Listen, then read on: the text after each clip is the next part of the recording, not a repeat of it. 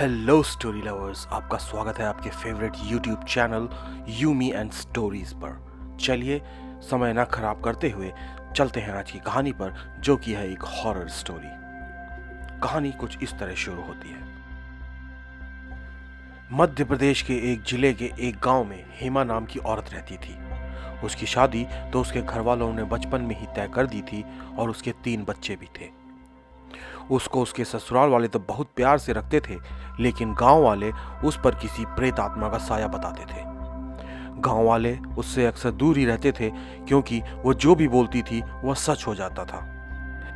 हेमा के मायके में उसके पड़ोसी बताते हैं कि बचपन में हेमा को कुत्ते ने काट लिया, तो हेमा ने अचानक मुंह से कुत्ते के लिए बद्दुआ निकाली कि इस कुत्ते की मौत क्यों नहीं आ जाती।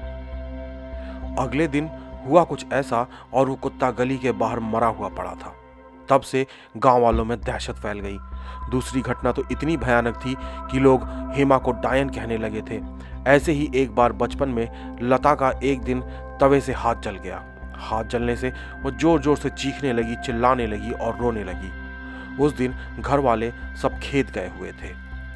उसकी बड़ी बहन घर पर ही थी। वो दौड़कर अंदर आई और अपनी बहन का घाव देखा तो बोली, बस इतना सा जलने पर क्यों इतना मुंह फुलाकर रो रही हो। हेमा को उसकी इस बात पर गुस्सा आया और बोली, तुझको आग लगे और तब पता चलेगा कि कितना दर्द होता है।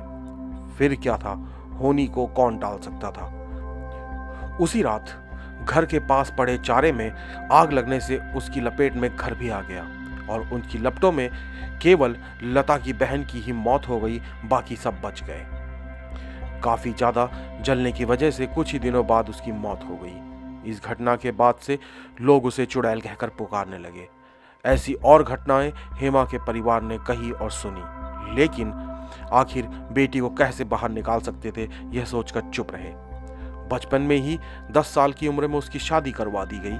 हेमा का पति पेशे से ड्राइवर और वह रोज उसे माता के मंदिर ले जाता था, ताकि उसकी काली शक्तियां उस पर हावी ना हो पाए।